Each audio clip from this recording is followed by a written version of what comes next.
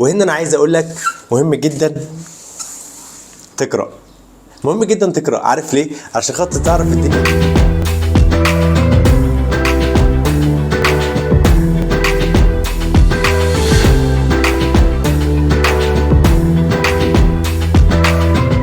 يا اهلا بالشباب، ايه الاخبار؟ عاملين ايه؟ يا رب تكونوا دايما بخير. هنا تاني حلقه من سلسله حلقات مهمه جدا من سلسله حلقات SPV اللي بنعملها في شهر رمضان. وزي ما احنا قلنا SPV stands for Short Positive Videos. وهنا انا عايز اقول لك مهم جدا تقرا. مهم جدا تقرا، عارف ليه؟ عشان خاطر تعرف الدنيا حواليك ماشيه ازاي. مهم جدا تقرا علشان خاطر تعرف الامور فيها ايه. هنا في القراءات دي هتلاقي قراءات مختلفه جدا جدا عن بعضها. هنا هتلاقي الدكتور محمد منسي قنديل وعمنا نجيب محفوظ في اولاد حارتنا، وعمنا تاني نجيب محفوظ في ملحمه الحرافيش. فين ملحمه الحرافيش؟ لحظه واحده.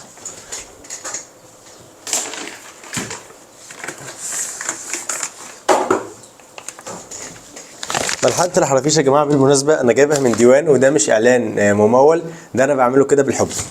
ملحمة الحرافيش لازم تنضاف على راس هذه المجموعه كده. خليها هنا، خليها هنا. وهنا عايز اقول لك انك مهم جدا تقرا. مهم جدا تقرا علشان خاطر تعرف الدنيا حواليك ماشيه ازاي، علشان خاطر تعرف الناس حواليك بيفكروا ازاي. يعني كل واحد من دولت عصاره عقل انسان مر بتجارب كتيره قوي قوي قوي. ممكن تكون التجارب دي انت مش هتمر بيها من دلوقتي ولا حتى على حد ما تموت. فبالتالي انا هنا بقول لك مهم جدا تقرا، لان انت دلوقتي لو بصيت هنا في العناوين هتلاقي مختلفه جدا جدا عن بعض زي ما انا قلت. يعني عمنا نجيب محفوظ اتكلم في ملحمة الحرافيش على حاجات ممكن حاجة تمس كيانك او تمس افكارك، تعمل معاك حاجة تانية، تضرب معاك بحاجة تالتة انت ما تعرفش. هنا في كيف يفكر العالم مثلا، ما تعرفش هما بيقولوا ايه، ما تعرفش هو بيعمل ايه، قصده ايه. في علاقات خطر اتكلمنا عليه، في قلبي انثى عبرية.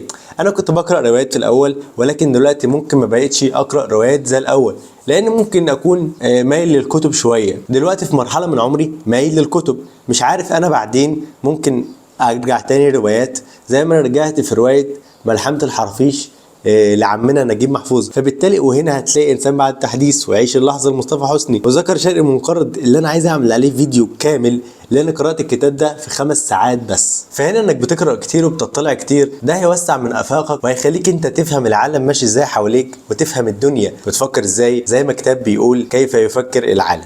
ومهم تاني اقول لك ان انت بالكتب دي، وليكن انت قريت 60 كتاب، قريت 70 كتاب، قريت 100 كتاب، انت بتضيف 100 شخص لكيانك، بتضيف 100 شخص ليك انت، بتضيف 100 شخص كان في فترة معينة من عمره ألف الكتاب ده ليك انت. ليه؟ خلينا نقول ان انا بعتبرها زي الاكستنشنز بتاع جوجل كروم.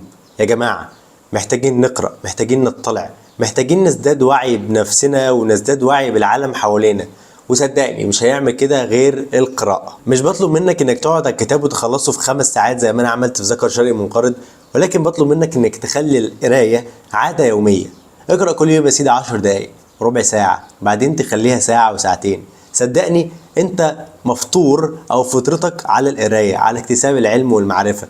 فبالتالي انت لما تلاقي الموضوع حلو انت هتتعود عليه، وصدقني مش هتعوز تبطله، لان ان ريتيرن هيجيلك الدوبامين، والدوبامين ده هيخليك تكرر العاده دي تاني زي ما احنا قلناها make it rewarding. فالدوبامين هو الريورد بتاعك لما بتقرا كتير ولما بتطلع كتير. فهنا من حلقه مهم جدا which is the second episode of my round مهم جدا من البروجرام الكبير SPV في رمضان، بتقول لك انك مهم جدا تقرا. ولو انت وصلت هنا اتمنى تعمل سبسكرايب في الشانل بليز يعني، وتعمل لايك الفيديو لو انت اتفرجت على الفيديو للاخر. ويا ريت تبعت الفيديو ده لواحد من صحابك اللي مش مهتم بالقرايه، قول له بليز اقرا. ويستودعكم الله الذي لا تضيع ودائعه، وابشر يا صديقي. الفيديو ده جميل.